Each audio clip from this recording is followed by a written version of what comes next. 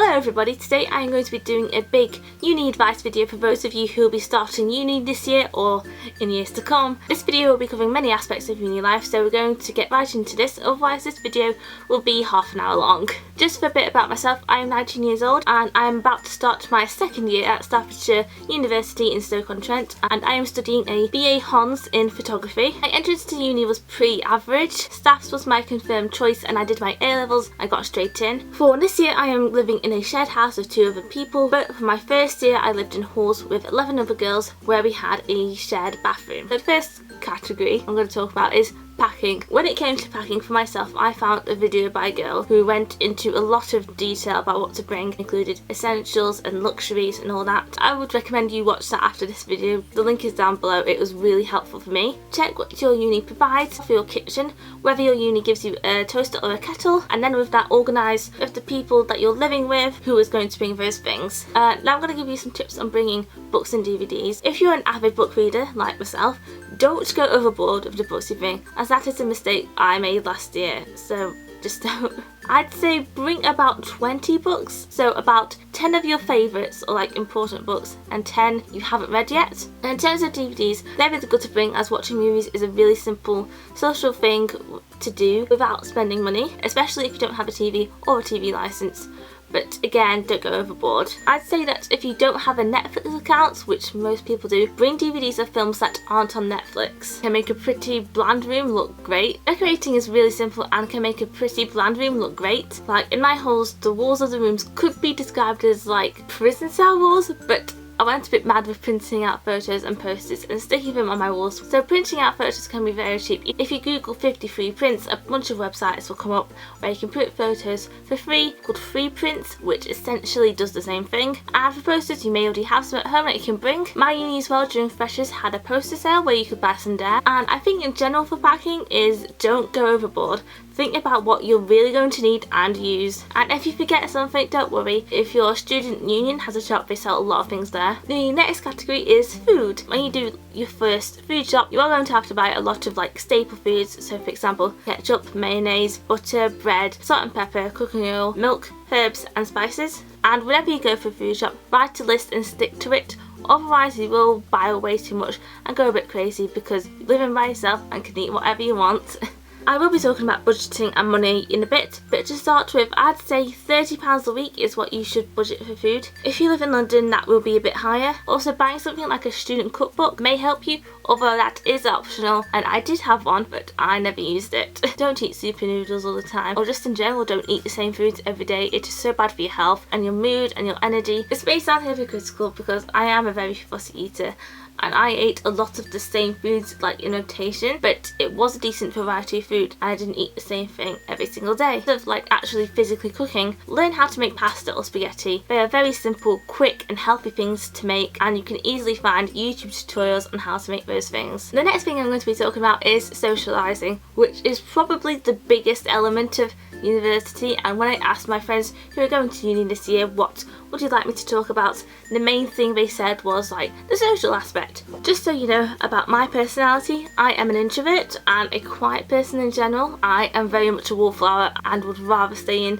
on a Friday night than go out. I went out quite a bit in the first semester because I kind of pushed myself, but I went out like twice in the second semester. And being someone who is quiet, I do genuinely find it really hard to talk to people, although I think uni is quite good at helping with that. To talk to people, you just kind of ask questions really. It's good conversation starters.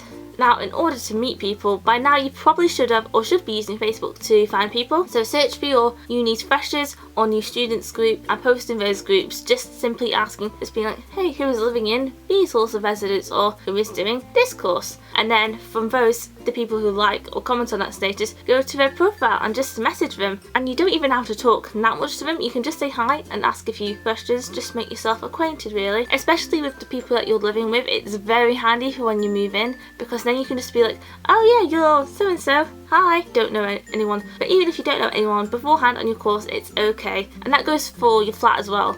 if you don't know anyone beforehand. Nobody is just going to be like, you go away, whatever, if you try to talk to them. Everyone is in the same position as you. They probably don't know anyone, so they're going to want to make friends. And to be honest, that is kind of why Freshers Week exists. And obviously a popular way to meet people who are doing Freshers is to go out. To add to the money thing, don't blow all your money in Freshers Week. And Freshers food is a thing. I personally didn't get it at all, thank God, but do come prepared for that by possibly bringing some paracetamol and some Lensip. Myself, I went out like 3 times during Freshers Week and I was okay with that. If I went out anymore, I would have hated it, and I am friends with people who are like very social people and did go out every night of Freshers and hated it. So it's up to you really. And if you're like me and you don't go out that much, clubs and societies are a thing, and they are a really good simple way to meet people. Universities have loads, and no matter what you're interested in, there will be a club or society for that. For example, my uni actually has a cosplay society, especially if you identify as LGBT+ and your uni has an LGBT+ society, then I would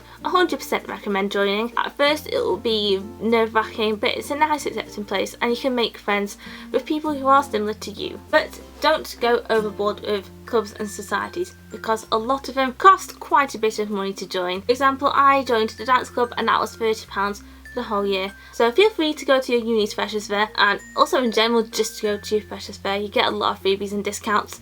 But don't let yourself get completely drawn in and persuaded to join a bunch, because you may think, oh yeah, it'd be really cool to join a snowboarding society, but you do have to fit when societies and clubs meet around your lectures and your personal schedule. And if you join loads, you're not going to be able to go to all of them regularly, or even have the desire to go to all of them regularly. I'd say 2 or 3 clubs and societies are an ideal amount to join. Also, a good thing to remember is that you don't have to be best friends with the first person you meet or anyone you meet in the initial week. One thing that my friend Catty asked about is that she was concerned about spending too much time in her room. Completely good. I spent a lot of time in my room, but in general people do just spend time in the room quite a bit because we're teenagers and we want privacy.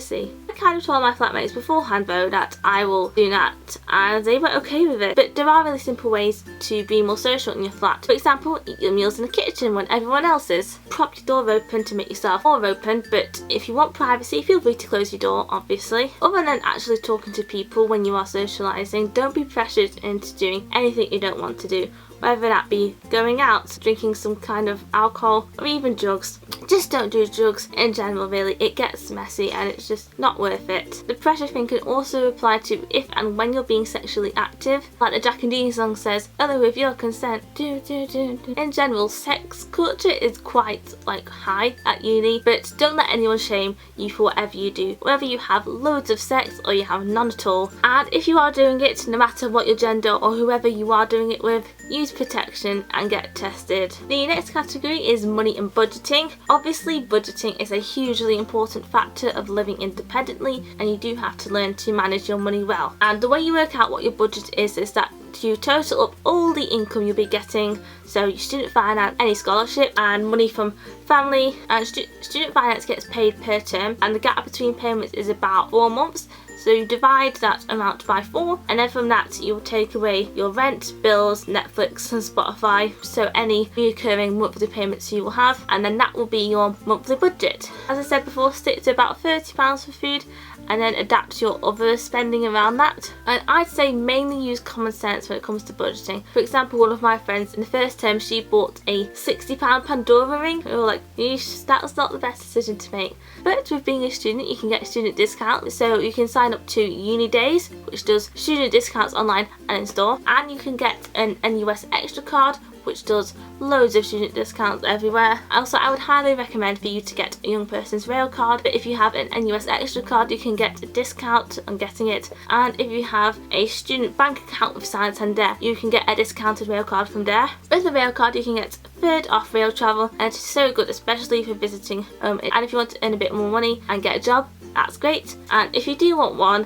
try to find a job that has a maximum of 16 hours a week, because you still have to go to lectures and do your work, and you don't want your job to get in the way of your studies. The final category is work, and obviously with all the socialising and living, do remember the real reason why you're at uni, which is to learn and get a degree in something you love. If you have textbooks textbooks you need to get through your course, maybe hold off buying them and get them from the library instead. Speaking of the library, actually use it. You may have had a library at your college, and I don't know how much time you spent in there, but it is really worthwhile to spend a good amount of time working in there. It's a really good work environment and there are a lot of resources and books to use. Obviously at uni your learning is very independent, so if you are struggling with anything, email your tutors and they will help you out. Now for some final things I want to say which don't really fit into any categories. Firstly is homesickness. The amount of homesickness you will experience varies from person to person. If you have a really good family or home life, then you will get homesick, and I did know some people who didn't get on that well with their family and didn't particularly miss them. When my parents left me for the first time, I did feel pretty sad,